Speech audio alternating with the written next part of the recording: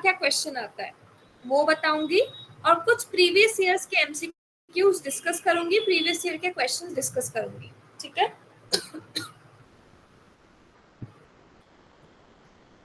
सो Hahnemann, आप लोग सबको पता है कि हैनेमन जो है वो 10 अप्रैल 1755 में बॉर्न हुआ था, और Meissen Saxony Germany is a place of birth.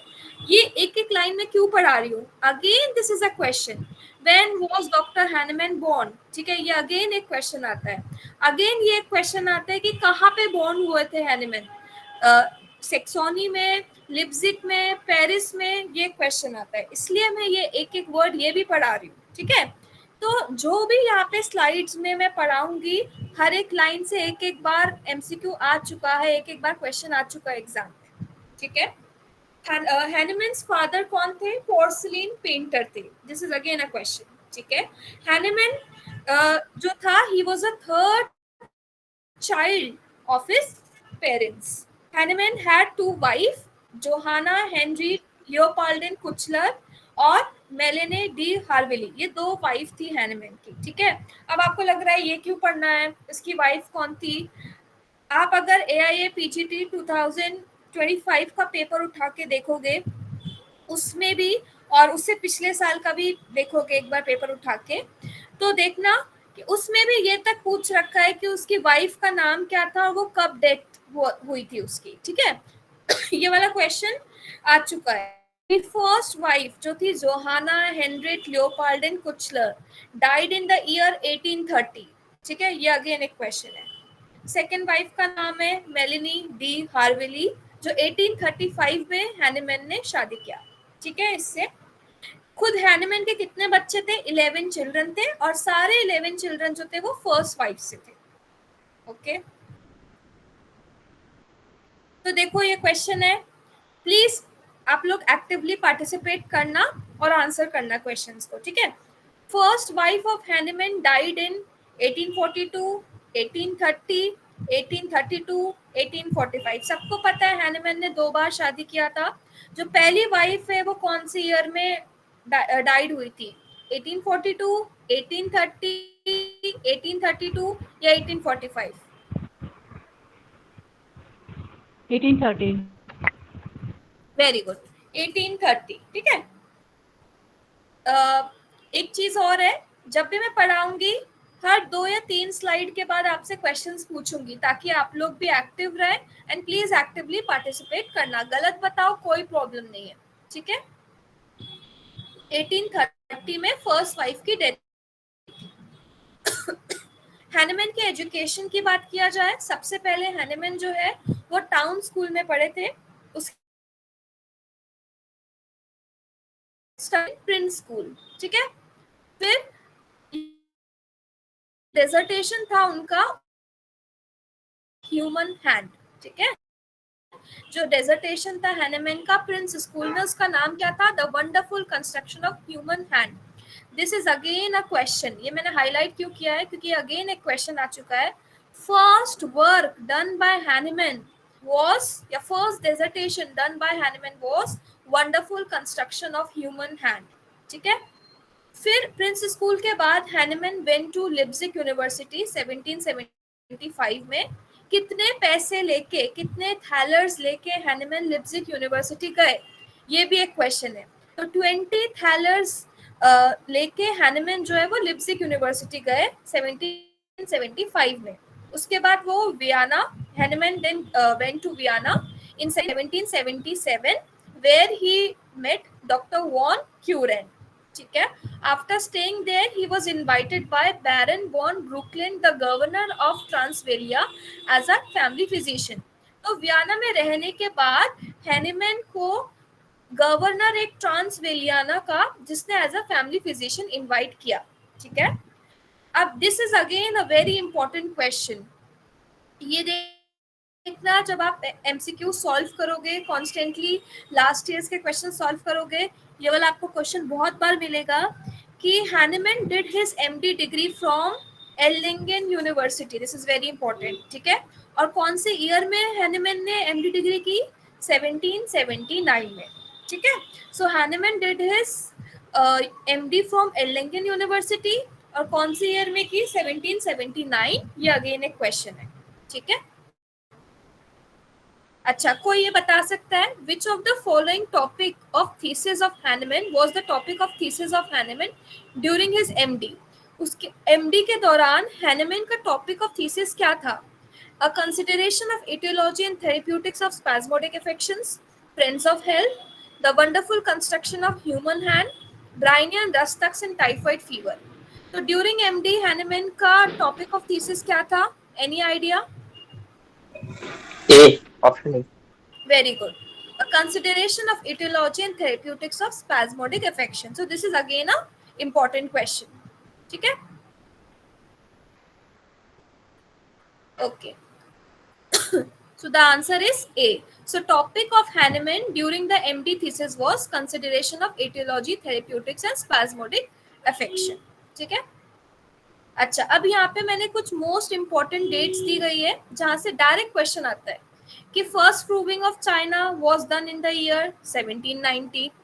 Hahnemann cured Clockenberg of his insanity in 1792. तो एक Clockenberg एक is a person who was insane and Hahnemann ने क्योर किया था इस Clockenberg को from the insanity. ठीक है, मेंटल असाइलम सबसे पहले इसी के बेसिस पे हैनेमैन ने बनाया, और जो ये मेंटल डिजीज के बारे में हैनेमैन ने जो भी बोला है उसका पहला थॉट यहाँ से आया था व्हेन ही क्योर्ड क्लोकिनबर्ग. ठीक है, कौन से ईयर में? 1792. ओके, अभी जैसे ही 1792 पढ़ोगे आपके दिमाग में ये चीज फिट होना चाहिए कि 1792 ईयर देखते ही आपके दिमाग में आना चाहिए कि फ्रेंड्स ऑफ हेल्थ जो बुक है वो भी 1792 में लिखी गई थी. ठीक है, फिर 1799 में हैनेमैन ने एक बुक लिखी है बेलाडोना एज अ प्रोफाइलेक्टिक इन स्कारलेटिना. 1813 में Bryonia rust ducts and typhus fever लिखा है हैनेमैन ने, और 1831 में ट्रीटिंग एंड प्रिवेंटिंग कॉलेरा लिखा है. ठीक है, तो ये सब इंपॉर्टेंट ईयर्स है, ये आपको याद ही करने पड़ेंगे. ठीक है, अच्छा, this is again very important. Why Hahnemann died? He died due to bronchial catarrh 2 July in Paris. ये सबको पता है 2 जुलाई को डेथ हुई थी हैनेमैन की ब्रोंकियल कैटार की वजह से. ठीक है, अच्छा, मेलिनी कौन थी? उसकी जो सेकंड वाइफ थी. ये अगेन एक क्वेश्चन आता है कि उसने रिक्वेस्ट किया था कि हैनेमैन की बॉडी को वो 14 से 20 डेज रखना चाहती है. ठीक है, after the death of the Hahnemann, Melanie जो सेकंड वाइफ थी हैनेमैन की, उसने रिक्वेस्ट किया था कि she want to keep his body for 14 से 20 डेज, लेकिन उसको सिर्फ 9 डेज की परमिशन मिली थी. उसको सिर्फ 9 डेज की परमिशन मिली थी. ठीक है, तो अल्टीमेटली बरियल कहाँ पे हुआ? पहले मॉन्ट मार्टे हिल में हुआ, उसके बाद रीबेरियल, मतलब 2 बार हैनेमैन की बॉडी का बरियल हुआ है. पहले हुआ है मॉन्ट मार्टे हिल में और फिर हुआ है पेरी लैशेची. ठीक है, 2 जगह पहले जहाँ पे हुआ उसके थोड़े दिन बाद रीबरियल हुआ पेरी लैशेची में. ठीक है, अच्छा, अब कोई ये मुझे बता सकता है last word utter by Hahnemann? Hahnemann जब मर रहा था, ही वाज वो about to die, last sentence क्या बोला था? I have loved, not lived in vain. Yes, very good. ठीक है, this is again a question कि लास्ट वर्ड हैनेमैन ने क्या बोला था? I have not lived in when. ये अगेन एक क्वेश्चन आता है. ठीक है, मतलब मैंने अपना जिंदगी कोई यूजलेस वे में नहीं बिताई है, मैंने पूरा प्रोडक्टिव अपनी जिंदगी बिताई है. ये उसका लास्ट वर्ड था. ठीक है, अच्छा, अगेन एक क्वेश्चन आता है, अगर आपसे पूछा wonderful construction of human hand, पहला वर्क हैनेमैन का यही था, लेकिन अगर आपसे पूछा जाएगा कि हैनेमैन का पहला मेडिकल वर्क कौन सा था, अगर पूछा जाएगा मेडिकल वर्क कौन सा था, तो आंसर होगा on the treatment of scrofulous sores. ठीक है, on the treatment of scrofulous sores, जो कि लिप्जिग में पब्लिश हुआ था. अच्छा, हैनेमैन ने a treatise to materia medica, जिसमें सिंकोना का एक्सपेरिमेंट जो उसने सबसे पहले पढ़ा था, a treatise to materia medica by William Cullen को वो ट्रांसलेट कर रहा था. ठीक है, कब? 1790 में. सबसे पहले होम्योपैथी का आइडिया उससे यहीं से आया था, राइट? तो हैनेमैन जो था, when he was translating a treatise on materia medica by William Cullen, वहां पे उसने सिंकोना एक्सपेरिमेंट पढ़ा, उसको ट्रांसलेट किया और उसने खुद पे करके देखा, ठीक है? तो सबसे पहले आइडिया अबाउट द होम्योपैथी आया था इसको इस treatise on materia medica by William Cullen से, जो कि 1790 में हैनेमैन ट्रांसलेट कर रहा था, ठीक है? फिर है फार्माक्यूटिकल लेक्सिकॉन, ये भी एक बुक है जो हैनेमैन ने लिखी है, 4 वॉल्यूम में 1793 में आई थी, ठीक है? Hufeland's journal for practising physician volume 2 parts 3 and 4। तो actually essay on new principle is a precursor of Organon, ठीक है? ये पूछा जाता है प्रिकर्सर्स ऑफ ऑर्गेनॉन क्या क्या थे, तो एसे ऑन न्यू प्रिंसिपल जो बुक है वो प्रिकर्सर ऑफ ऑर्गेनॉन है, जो कि हुफलेन जर्नल में पहली बार पब्लिश हुई थी। This was the first public announcement of the new principle of homeopathy, ठीक है? ये जो essay on new principle for ascertaining the curative power of drug जो बुक आई, ये जो एसे आया बेसिकली, इसके अंदर पहली बार लॉ ऑफ सिमिलिया या लॉ ऑफ होम्योपैथी जो है अनाउंस की गई थी, ठीक है? It was the first public announcement for law of similia और law of homeopathy, okay? So anybody, किसी को आइडिया है essay on new principle for ascertaining the curative power of drugs कौन सी ईयर में पब्लिश हुई थी? 1796 में, 1805 में, 1806 में या 1790 में? 1796। Very good. तो किसी को आइडिया है कि 1805 में क्या इंपॉर्टेंट पब्लिश हुआ था? फ्रैगमेंटा डी विलिबस। फ्रैगमेंटा डी विलिबस। हाँ, और फ्रेंड्स ऑफ हेल्थ तो 1792 था, ठीक है? फ्रैगमेंटा डी विलिबस है 1805 में, ठीक है? और 1970 तो अभी हमने पढ़ा ही है कि सिंकोना का एक्सपेरिमेंट जो treatise on materia Medica book वो जो ट्रांसलेट करा था कलिंग का, वहां से बोला है। मेडिसिन ऑफ एक्सपीरियंस किसी को पता है कब पब्लिश हुई थी? Medicine of experience 1805। Yes yes, so 1805 में मेडिसिन ऑफ एक्सपीरियंस भी है और फ्रेगमेंटा भी है, ठीक है?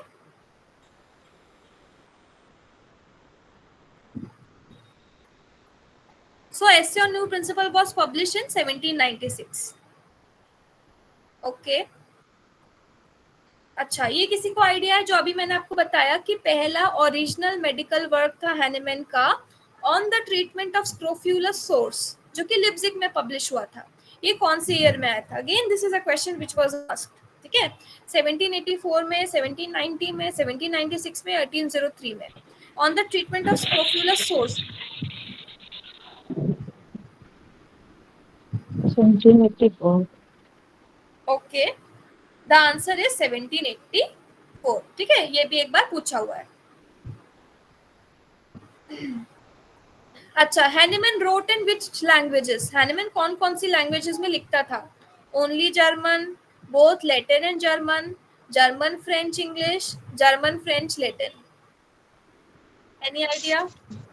German and Latin. German French Latin, D.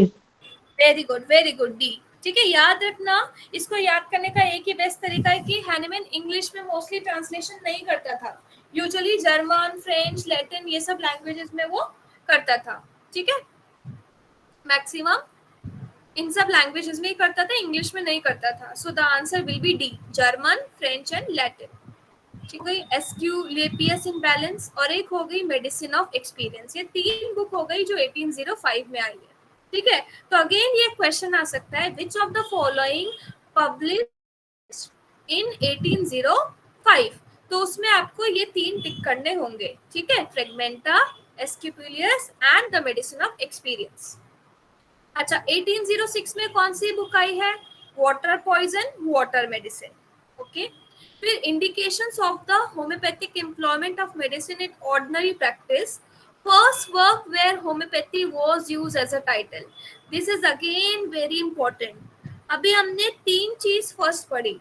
पहले मैंने बताया पहला ओरिजिनल वर्क अगर पूछेगा तो construction of the wonderful construction of human hand बोलना है। अगर पहला मेडिकल वर्क पूछेगा तो क्या बोलोगे? फर्स्ट ओरिजिनल मेडिकल वर्क कौन सा था हैनेमैन का? Treatment of scrofulous sores. On the treatment of scrofulous sores. और अगर क्वेश्चन आते हैं कि होम्योपैथी वर्ड पहली बार कौन से वर्क में यूज किया गया है, तो होगा answer indications of homeopathic employment of medicine in the ordinary practice, जो कि 1808 में आई थी। ठीक है, अच्छा, ये आपको मैक्सिमम लोग का आइडिया होगा। डिफरेंट एडिशन ऑफ ऑर्गेनॉन याद रखना। जो हैनिमैन की ऑर्गेनॉन ऑफ मेडिसिन की बुक है उसको मैग्नम ओपस ऑफ हैनिमैन बोला जाता है। ठीक है, तो क्वेश्चन आता है magnum opus of Hahnemann is called, किसको बोला जा रहा है? ऑर्गेनॉन ऑफ मेडिसिन की बुक को। और जो ऑर्गेनॉन ऑफ मेडिसिन की जो बुक है जो आप पढ़ते हैं एट प्रेजेंट हम लोग कौन सा एडिशन पढ़ रहे हैं? Sixth addition. Fifth and sixth, please remember, ये चीज बहुत इंपॉर्टेंट है एंड आप लोग बहुत कंफ्यूज भी होते हैं। और याद रखना, जब भी कोई आप इंटरव्यू में जाओगे, स्पेशली ऑर्गेनॉन का या कोई भी, ये बहुत बेसिक है और इसमें हम लोग बहुत गलती करते हैं। ठीक है, फिफ्थ एंड सिक्स दोनों मिक्स है। आप अच्छे से टेक्स्ट बुक को पढ़ के देखो, जो maximum as a standard book जो हम लोग को यूज की जाती है, ऑरेंज कलर की जो बुक है, वो फिफ्थ और सिक्स्थ एडिशन है, क्योंकि उसमें देखना अफोरिज्म्स दोनों के मेंशन है, as per fifth edition, as per sixth edition, right? So at present we are studying fifth and sixth edition. ठीक है, तो जब पहली एडिशन आया था तो उस बुक का नाम ऑर्गेनॉन ऑफ मेडिसिन नहीं था, उस बुक का नाम था ऑर्गेनॉन ऑफ रैशनल हीलिंग। ठीक है, ऑर्गेनॉन ऑफ रैशनल हीलिंग। बाद में जाके उसका नाम सिक्स्थ एडिशन में जाके उसका नाम कन्वर्ट हुआ था ऑर्गेनॉन ऑफ मेडिसिन। ठीक है, Organon of rational art of healing था पहली वाली एडिशन का नाम। ठीक है, अच्छा, तो क्या क्या एडिशन कौन कौन से ईयर में आए? पहला एडिशन 1810 में आया, सेकेंड एडिशन 1819 में आया, थर्ड एडिशन 1824 में आया, फोर्थ एडिशन 1829 में आया, फिफ्थ एडिशन 1833 में आया, सिक्स्थ एडिशन पब्लिश हुआ था 1921 में, ये सबको पता है। सिक्स्थ एडिशन 1921 में पब्लिश हुआ था। एनीबॉडी, किसी को आइडिया है सिक्स्थ एडिशन कंप्लीट हो गया था कौन से ईयर में? 1842 1842 ओके, 46 होगा मोस्ट प्रोबेबली, एक बार देख लेना ये चीज। ठीक है, 42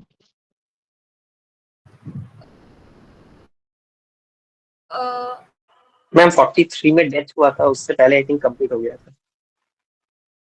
राइट राइट, ठीक है, तो 1842 एग्जैक्टली।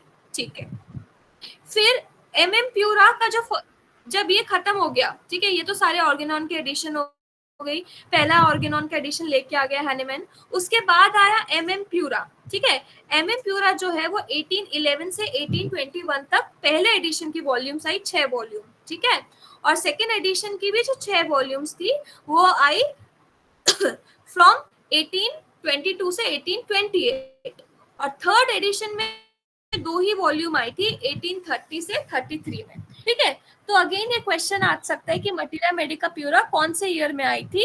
1811 से 1821 नहीं देना है, अगर स्पेसिफाई नहीं कर रखा कि कौन सा एडिशन। ठीक है, अच्छा, फिर एक dissertation on helleborism of the ancient, ये थीसिस है जो उसने लिप्जिग यूनिवर्सिटी में सबमिट की थी, जो 1812 में आई थी। ठीक है, यहाँ से क्वेश्चन आ सकता है। फिर spirit of homeopathic medical doctrine, ये 1813 में आया। फिर ये इंपॉर्टेंट है, ये बहुत इंपॉर्टेंट है, बहुत सारे एग्जाम में पूछा गया है और आपको कॉमनली पता भी होगा। क्रॉनिक डिजीज कब आई थी? 1828 से 1830 के बीच में। ठीक है, पहला एडिशन। और सेकेंड एडिशन जो आया था वो आया था 1839। ठीक है, 1839। सो 4 एसेज ऑफ कॉलेरा 1831 में आया था।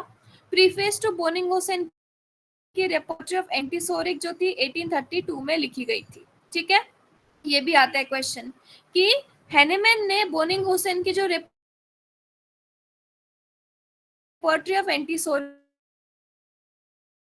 है उसमें प्रीफेस लिखा है, राइट? 1832 में आई थी वो। ठीक है, अब अगेन ये क्वेश्चन आता है कि first edition, second edition, third edition कौन कौन सी जगह में पब्लिश हुई है, कौन कौन सी एरिया में। ठीक है, तो इसको याद करने का एक ट्रिक है, Leipzig, Köthen Köthen Köthen Paris, मतलब पहला और सेकेंड एडिशन तो लिप्जिग में आया, थर्ड फोर्थ फिफ्थ एडिशन आया कोथेन में, और सिक्स्थ एडिशन आया पेरिस में।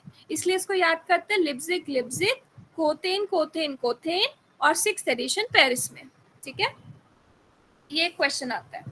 फिर कौन who were the persons or what were the works which were written against Organon? So जिस टाइम पे हैनिमैन जो था सबसे पहला एडिशन ऑर्गेनॉन का दिया, उसी ईयर में लोगों को इतना क्रिटिसाइज करने लगे हैनिमैन के वर्क को, क्योंकि ये जो डायनेमिक प्रिंसिपल था, होम्योपैथी का जो भी प्रिंसिपल्स थे, मिनिमम डोज, ये सब बिल्कुल लोगों को प्रैक्टिकल नहीं लगा। ठीक है, तो उस टाइम पे बहुत लोगों ने क्रिटिसाइज करना स्टार्ट कर दिया, तो एंटी ऑर्गेनॉन पब्लिश हो गई। सोचो 1810 में पहला एडिशन ऑर्गेनॉन का पब्लिश हुआ है, और इसी ईयर में एंटी ऑर्गेनॉन जर्नल पब्लिश कर दिया हेनरॉथ ने। ठीक है, और एक इंसान है जिसका नाम है एंटी होम्योपैथिक आर्काइव सिमन करके, इसने भी एंटी होम्योपैथी वर्क एक पब्लिश कर दिया। और एक है work of darkness in homeopathy by professor Sack, तो उन्होंने भी एंटी मतलब अगेंस्ट होम्योपैथी ये वर्क पब्लिश कर दिया। ठीक है, तो ये तीन लोग थे जिन्होंने होम्योपैथी के अगेंस्ट, ऑर्गेनॉन के अगेंस्ट वर्क पब्लिश किए थे। ठीक है, पहला होम्योपैथिक पीरियोडिकल आर्काइव किसने दिया है? अर्नेस्ट स्टाफ ने। ये भी आता है क्वेश्चन। होम्योपैथी तो जर्मनी से आया, तो इंडिया में लेके कौन आया? बाबू राजेंद्र लाल दत्ता। ये बहुत इंपॉर्टेंट है। क्यों? जब भी आप कोई पीएससी में जाते हो, स्पेशली जब आप इंटरव्यूज में जाते हो, तब आपसे one of the question is asked कि इंडिया में होम्योपैथी कौन लेके आया है? सो Babu Rajendra Lal Dutta. Okay, now anybody any idea about half acute miasm? किसी को कुछ आइडिया है हाफ एक्यूट माइजम के बारे में, क्या होता है?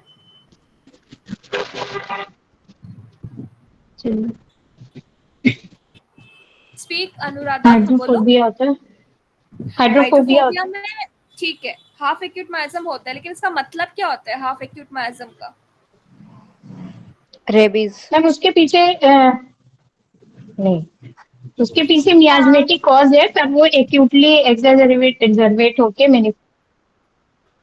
ओके, पार्शियली करेक्ट बोल रहे हो, लेकिन देखो हाफ एक्यूट माइजम क्यों बोलते हैं? फॉर एग्जाम्पल किसी को रेबीज हो गया, तो या तो वो इंसान ठीक हो जाएगा, इधर ही विल रिकवर और इधर ही विल डाई, दो ही चीज होगी। अगर उसको प्रॉपर वैक्सीन मिल गई तो वो रिकवर हो गया, नहीं मिलेगी तो ही विल 100% डाई। इस वजह से उसको बोला जाता है हाफ एक्यूट माइजम। ठीक है, सो इसलिए rabies is example of half acute miasm. Half spiritual miasm का एग्जाम्पल पूछा जाता है स्कारलेट फीवर, मीजल्स, ये सब जो एक्यूट डिजीजेस जो होती है, जो लाइफ में एक बार होती है, ठीक है, वो भी आती है हाफ स्पिरिचुअल माइजम के अंदर, और उनको फिक्स माइजम भी बोला जाता है। ठीक है, मार्कुचियस लॉ ऑफ लीस्ट एक्शन। ठीक है, ये अगेन एक क्वेश्चन आता है, इसने क्या बोला है? The quantity of action necessary to effect any change in the nature is the least possible and the decisive amount is always minimum and infinitesimal. तो बोल रहा है अगर किसी भी नेचर के अंदर आपको चेंज लेके आना है, तो the amount required is very minimum. Minimum quantity से आप नेचर में चेंज लेके आ सकते हो। ठीक है, तो इसी पे ही मिनिमम डोज का जो या लॉ ऑफ मिनिमम जो होम्योपैथी का बेस्ड है, इस पे ही बेस्ड है। और ये किसने दिया है? लॉ ऑफ लीस्ट एक्शन, मार्क्विचियस ने। ठीक है, तो कि मिनिमम डोज, बहुत कम क्वांटिटी भी सफिशिएंट है नेचर में चेंज लाने के लिए। So minimum dose is sufficient so that you can treat a patient. ठीक है, you can relate this thing from this law. Okay, किसी को आइडिया है डूअस नेचर का मतलब क्या है? Natural disease, follow the nature, natural phenomena, या नेचुरल कंडीशन? इसमें 291। अब यहाँ पे एक बहुत इंपॉर्टेंट पॉइंट है, इफ यू नो, अच्छी बात है, अब मैक्सिमम लोग को पता होगा। जो 6th एडिशन है उसमें कम है अफोरिज्म, और जो 5th एडिशन है उसमें ज्यादा है, राइट? तो याद रखना, ये कंफ्यूजन कभी मत करना। 5th एडिशन में 294 है और 6th एडिशन में 291 है। कौन कौन से ऐसे अफोरिज्म थे जो 5th एडिशन में है लेकिन 6th में नहीं है? 285, 289, 291 एंड 292। ये 4 जो अफोरिज्म्स हैं जो 5th में है लेकिन 6th में नहीं है, ठीक है। 285, 289, 291 एंड 292, ठीक है। Okay, who first introduce law of similia? Any idea?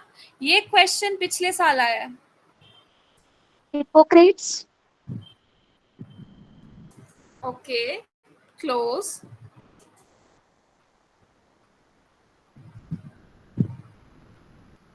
और कोई करना चाहेगा आंसर?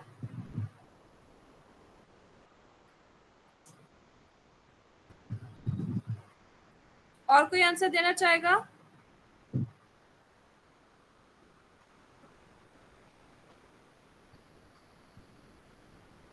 सबसे पहले किसने इंट्रोड्यूस किया था? लॉ ऑफ सिमिलिया तो हैनीमैन ने किया होगा। ओके, हैनीमैन से पहले क्या सिमिलिया किसी को नहीं पता था? हाँ, 7 और लोग को पता था।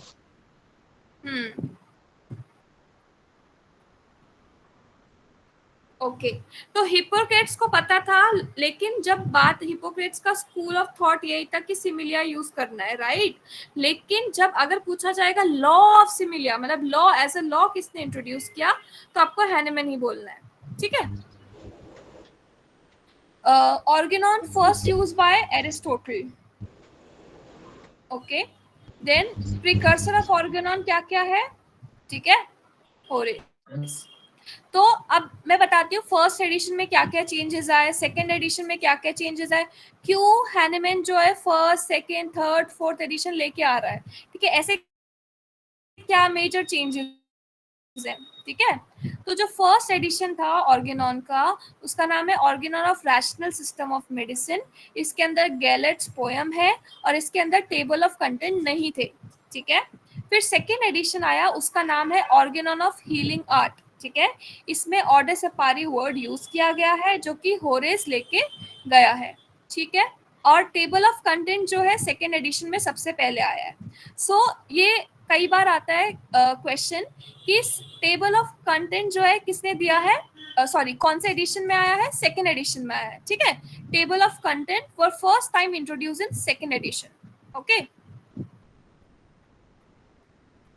ओके, देन फोर्थ एडिशन में क्या क्या मेजर चेंजेस आए, ये क्वेश्चन आता है। थ्योरी ऑफ क्रॉनिक डिजीज कौन से एडिशन में आया है, फोर्थ एडिशन में।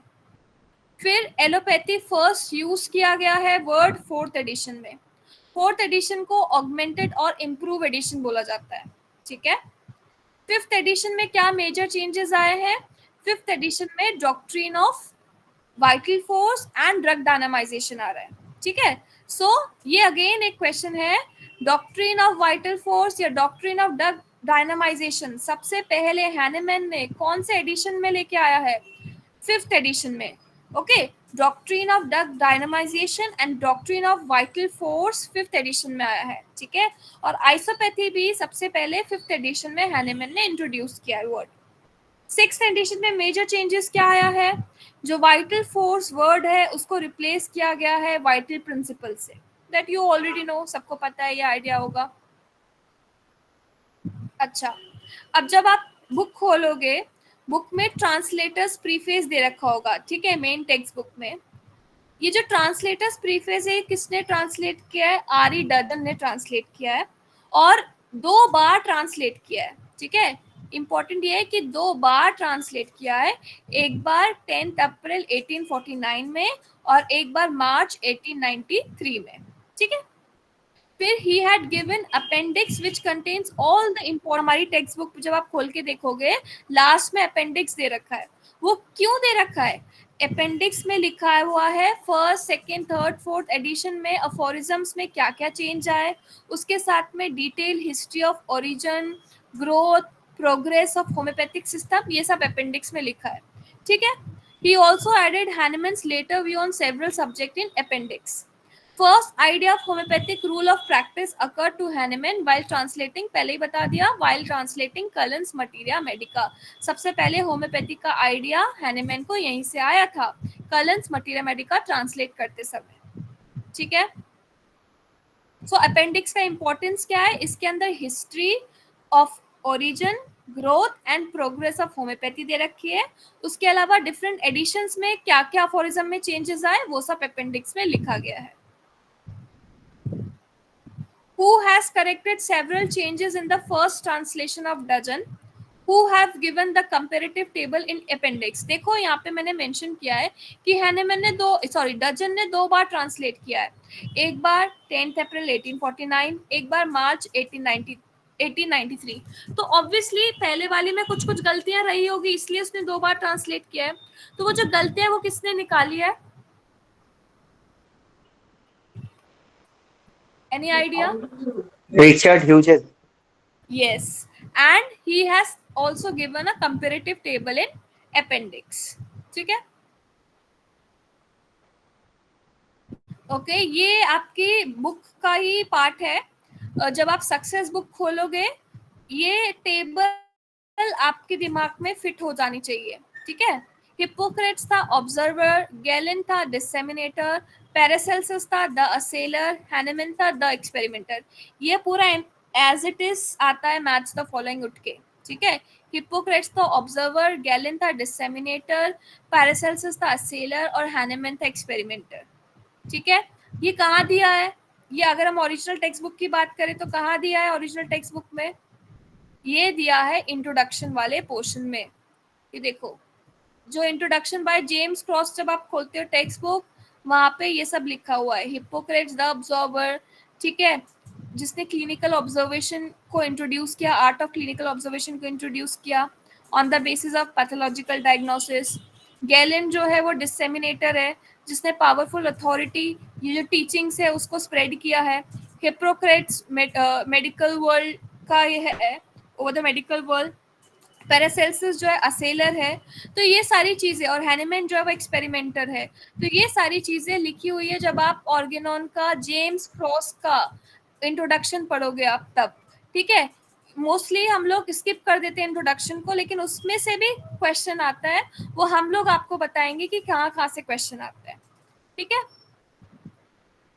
ओके।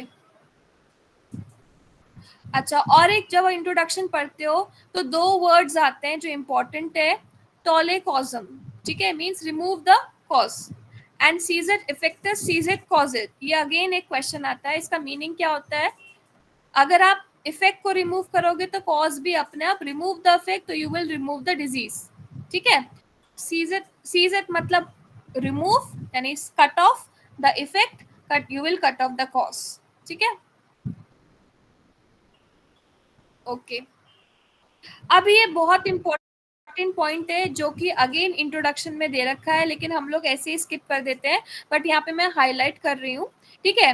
ये आपको सबको पता होगा कि हैनेमैन जब ट्रांसलेट कर रहा था, चाइना का एक्सपेरिमेंट देखा था, तो होम्योपैथी इंट्रोड्यूस करते समय ही टुक 4 grams of China twice a day. ये एवरीबडी नोज, आई होप, ठीक है। ये आपको पहली क्लास में, सेकेंड क्लास ऑफ ऑर्गेनॉन में पढ़ाई दिया जाता है BHMS में, ठीक है। लेकिन अभी देखो और क्या क्या है। एक्चुअली जब आप इंट्रोडक्शन पढ़ोगे ऑर्गेनॉन का या अपेंडिक्स पढ़ोगे ऑर्गेनॉन का, उसमें बहुत सारी मटीरिया मेडिका भी एडेड है, ठीक है। ये चीज आप क्लिनिकली भी अप्लाई करके देखना। ऑर्गेनॉन में हैनेमैन ने बहुत सारी homeopathic medicine with disease condition लिख रखी है। एग्जांपल स्केबीज के लिए सल्फर यूज होता है, veratrum album for colic and nux vomica for asthma, ठीक है। फिर अगर हम लोग बात करें table of content, second edition में आया था, आपको पहले ही बता दिया। इंट्रोडक्शन जो है, जो 99 पैराग्राफ का लिखा हुआ है, not introduction of James cross अलग है, खाली इंट्रोडक्शन करके हेडिंग भी लिखी हुई है बुक में, वो अलग है। देखो 2 इंट्रोडक्शन है आपके बुक में, एक है इंट्रोडक्शन बाय जेम्स क्रॉस और एक है खाली इंट्रोडक्शन। जो इंट्रोडक्शन है वो 99 पैरा का लिखा हुआ है। उस 99 पैरा में हैनेमैन ने बहुत सारी इंपॉर्टेंट चीजें बता रखी है, जैसे कि Hahnemann gives the use of aconite in inflammatory fever and treatment of local inflammation, and use of aconite and belladonna will cure homeopathically। तो लोकल इन्फ्लामेशन के लिए हैनेमैन ने एकोनाइट और बेलेडोना का यूज बताया है। ये आता है क्वेश्चन, ठीक है। हैनेमैन ने स्पेसिफिकली कौन सी मेडिसिन मेंशन किया है for the treatment of local inflammation? Aconite and belladonna. Tolle causam मतलब क्या है, लैटिन वर्ड है, remove the cause. Prima causa morbi again एक लैटिन टर्म है जिसका मतलब है primary cause of the disease. Causae morborum chronicorum यानी कि cause of chronic disease. A priori मतलब बिफोर हैंड। ये सब इंट्रोडक्शन में वर्ड्स लिखे, इनके मीनिंग मैच द फॉलोइंग में आते हैं, ठीक है। ये देखो, materia medica part of some Organon. Henneman give example of a case of sudden derangement of the stomach treated successfully with pulsatilla. So Henneman जो था, जब भी मान लो कोई भी पेशेंट उसके पास आता था,